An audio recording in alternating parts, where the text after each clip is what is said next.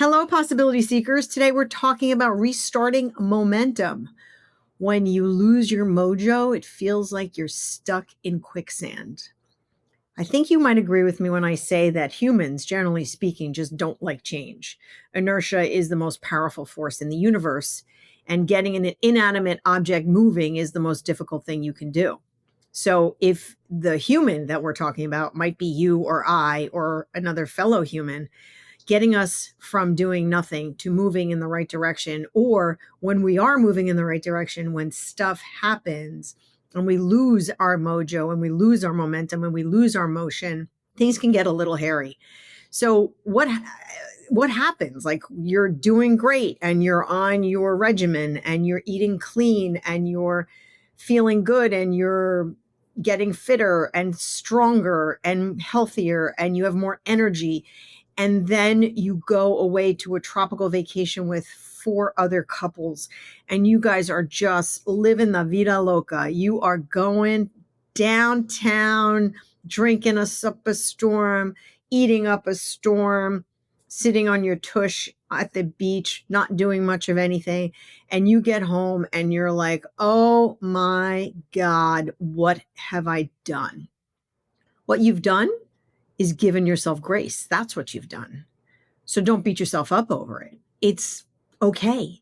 And you know what? Everybody, and I mean every person's body, needs a break. And that could go for our brains, our bodies, our routines, our food, our exercise, all of it.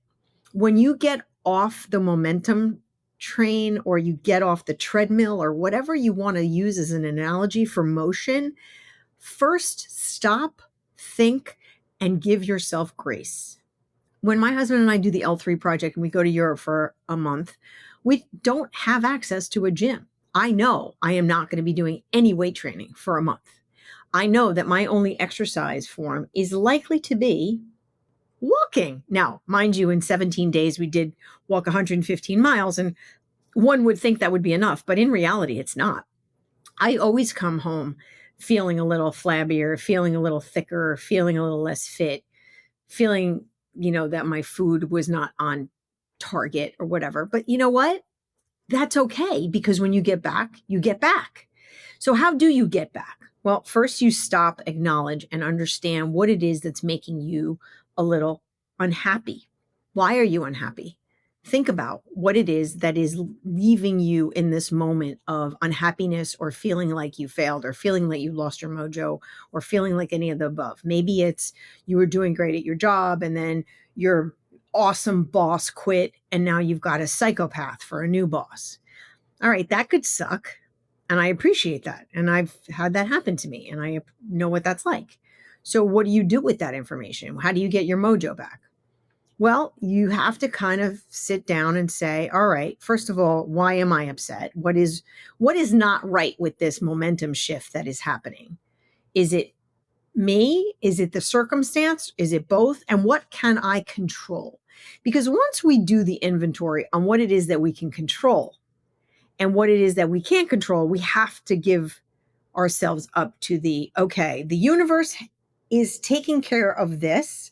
This is my new boss. I have to either live with that or put an action plan together to find a new job where maybe I can like my boss better. This is the universe, and we are traveling and we don't necessarily have access to the things we normally have access to. Either I give myself grace or I beat myself up. I think the answer is give yourself grace and then say, all right, what is it that I can control?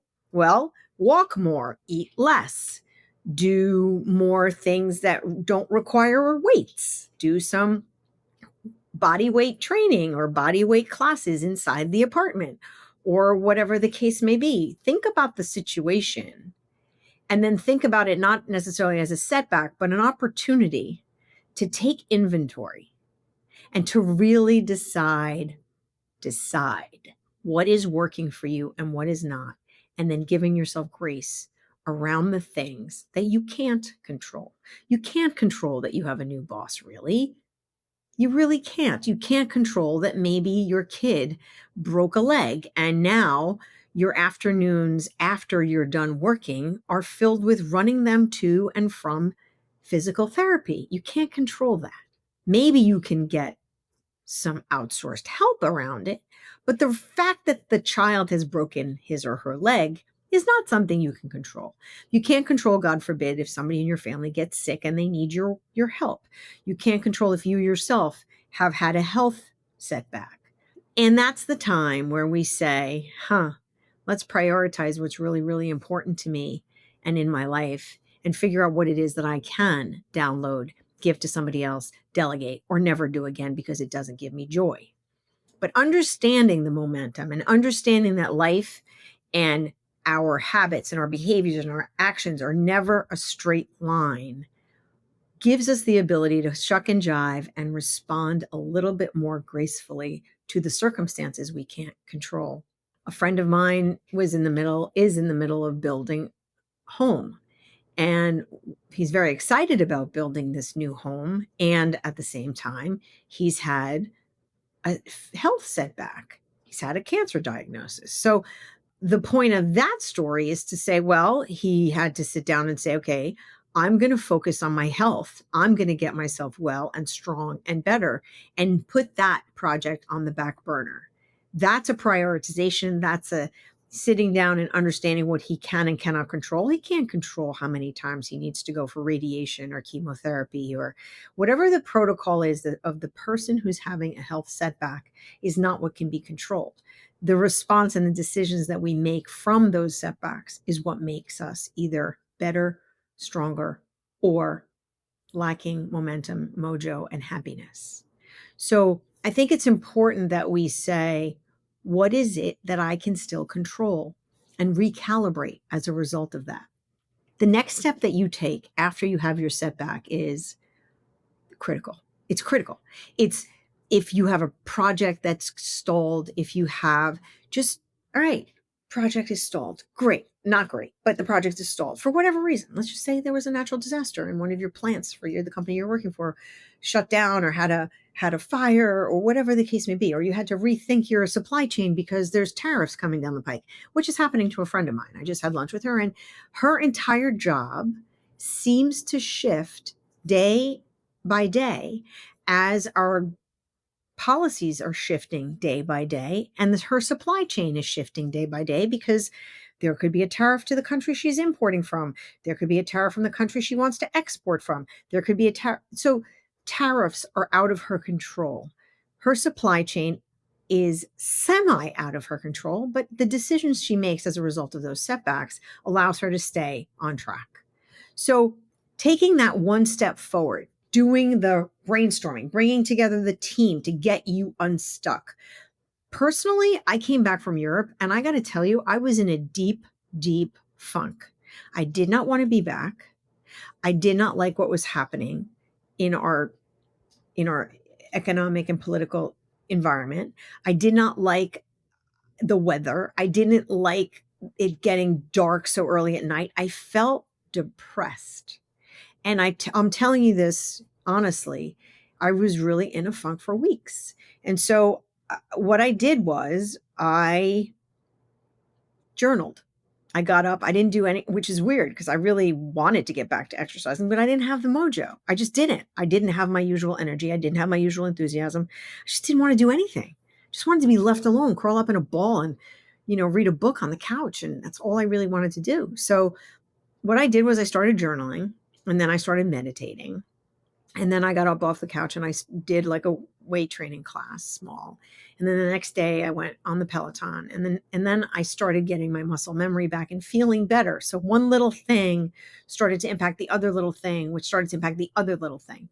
And then, another, I wouldn't call it a setback because it was really meant to be, but one of our clients put us in an RFP, and we had been with them for quite some time. And so I don't respond to RFPs. RFPs, for those who don't know what that is request for proposal. So a request for proposal is code for you're defending your existence with a client.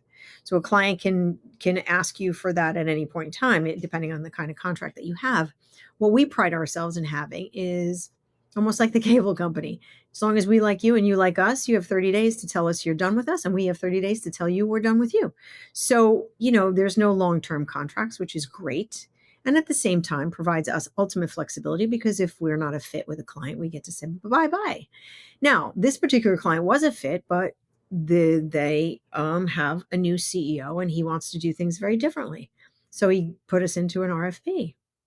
And let me, speed up the truck. We spent almost 40 hours as a team responding to this thing. So it was a huge, huge commitment of time, energy, and resources for us that we never got paid for. That really sucked.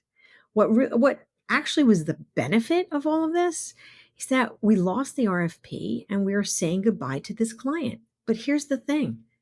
I feel great. I love the fact that we're saying goodbye to this particular human. I'm not happy about the humans that we worked with because we love them, but this particular executive has a culture of toxicity, has a culture of not listening, has a culture of not really giving his people voice or support or authority. Everything stops at his desk. So if he's out of town, nothing happens. What does that create as a culture? That creates a culture of check your brain at the door. I'm going to tell you what you need to think and what you need to do, and anything else doesn't matter. So it's my way or the highway. Now I ask you, is that a culture that I want to be around? Is that a human that I want to be around? Is that somebody that I want in my universe, personal or professional? The answer is no. So even though it was like, oh, okay, well, it was okay. It was a good client for a long time. And again, I love the direct clients that we work with, but I'm not interested in working with said human that has these kinds of approaches to business management and people. So it actually yielded my creation of the new signature quote that I have at my email, which says something to the effect of, anyone can give themselves a title, but a leader is made by the way that they treat others and work with others around them. That's the definition of a true leader. So I'm going to ask you to think about the things that stop you. Are they things that are, is it a bump in the road? Is it a little bit of a bigger bump? Or is it a wall? Generally speaking, setbacks are not walls, they're bumps. So we have to decide how we put our shoes back on and get back out there and go to the gym or go for a run or go get another client that gives you joy. At the end of the day, it's a setback, but what you do with that setback is everything. So I want you to download the free Momentum Restart worksheet that we created for you and think about this one area that you need help restarting. I invite you to share that on social media or in the community or however you want to share that with us. Let us know. Because remember, momentum is difficult to start, but once you get that locomotive going, it is in action and it is moving. And I want to leave you with one other thing. At 211 degrees, water is hot. At 212 degrees, it boils. And with boiling water comes steam. And with steam, you can power a train. That one extra degree makes all the difference. So if you're stuck and you're losing momentum, do not despair. You might be just 1 degree away from moving that locomotive. I invite you to consider that. Thank you for listening and make it a great day.